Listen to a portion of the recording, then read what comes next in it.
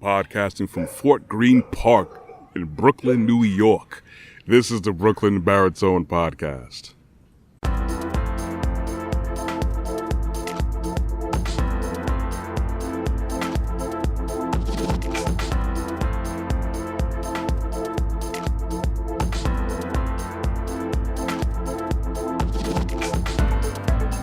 Everyone, good morning. Thank you very much for joining me. As you know, I'm always out here early in the morning for you guys on YouTube watching this, or even my website.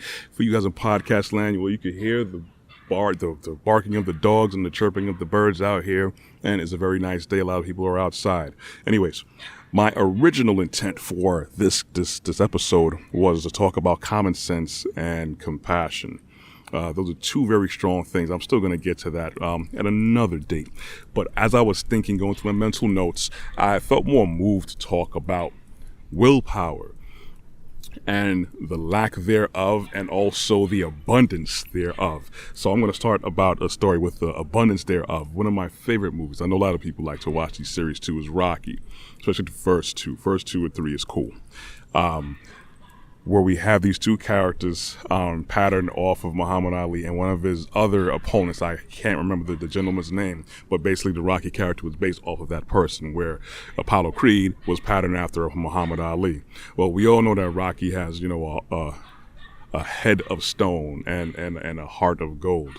Well, remember the first Rocky, where Apollo Creed, which is basically a far superior boxer, it should be in every means and every right, he's pummeling Rocky, and he just keeps getting up. And there's one part where Apollo Creed thinks he won, and then Rocky just gets back up, and that look of defeat is on Apollo Creed, like, I can't believe this guy just got back up. Well, that is a very good epitome and a good example to use of iron will, of people who just don't want to give up. Well, there's many other examples to use, but I think that one is like one of the best ones to use that most people can actually relate to and actually saw. Now, that all depends on where you are mentally, emotionally, physically too, but it's mainly about the mental thing, and that's where the willpower is, because a lot of people are out here in dire situations and they feel they have no idea, no way to get out of that. And that's all about mental conditioning, because there's a lot of people out here who are mentally broken, who are mentally defunct, not poking fun at them in any way, shape, or form as far as what they're able to do as far as regular daily activities. But what I'm talking about basically is how people are easily programmed, how people are actually easily, you could say, patterned to move a certain way, to live a certain way. Whereas a lot of people are out there that do not have that strong willpower. They don't have the right atmosphere, the right people, the right support system as well as support that. Now, granted, that is something that is inside people. That is something that's inside of you. It could be someone from the lowest of the low on this earth that will have the strongest will out there. Yeah, sure, someone who's at the very top too can have strong willpower. But the more broken a person is, that's either going to depict how much will you have. Sometimes that actually pulls the willpower out of people to change their circumstances. But then a lot of times, it's been proven too, where a lot of people have been in broken and dire circumstances that just totally breaks them. We already know this. We know people, women who've been battered. We know about children who've been abused, who grow to be very broken adults. Yes, we have people who just have to just find out what that mechanism is inside of them and resonate in that, and so they know themselves properly, so they can exceed and they can ascend whatever situation or situations or relationships that they're in. So it's either or with people. The thing is, you have to trigger that is usually something positive in them to say, I gotta change this. There are a lot of people who are here who need that help.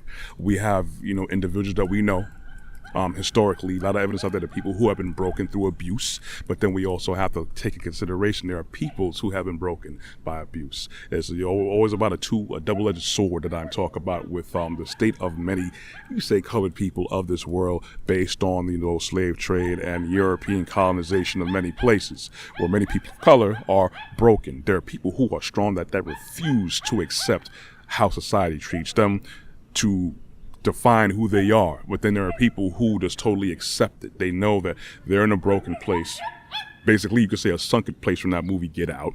And then you have people who are probably stuck in between waiting for a catalyst. So the thing is, you have to realize that there's an issue, but you're going to have that mechanism to go off.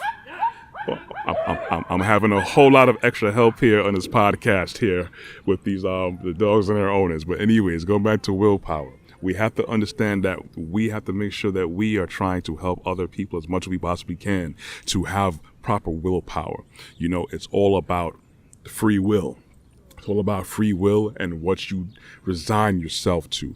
You know, I've been in many positions where I've been certain jobs where people just, you know, they knew stuff was going on, but how much people were actually willing to make that change, to change the situation, to make sure that at least if anything, you know, they could change whatever that they affect around them. There's some people there who knew things were wrong, but then they just decided to succumb to how things were. And they'll sit there and have a pity party with you and cry in their Kool-Aid, but no one's willing to stand up and make a change. You know, much like Goku from Dragon Ball Z, or even Jotaro from JoJo's Bizarre Adventure, to you people who know about anime out there, you know, they will probably tend to go all out and make changes in certain situations when they get annoyed enough. With me, that'll be me. I could see things are bad, but I'm just going to let it rock. But then there's going to be a certain time where I'm just going to be like, listen, that's all I can stand and I can't stand no more. And I'm going to make some change. I'm going to make some noise. You know, I'm not going to sit here and accept certain things.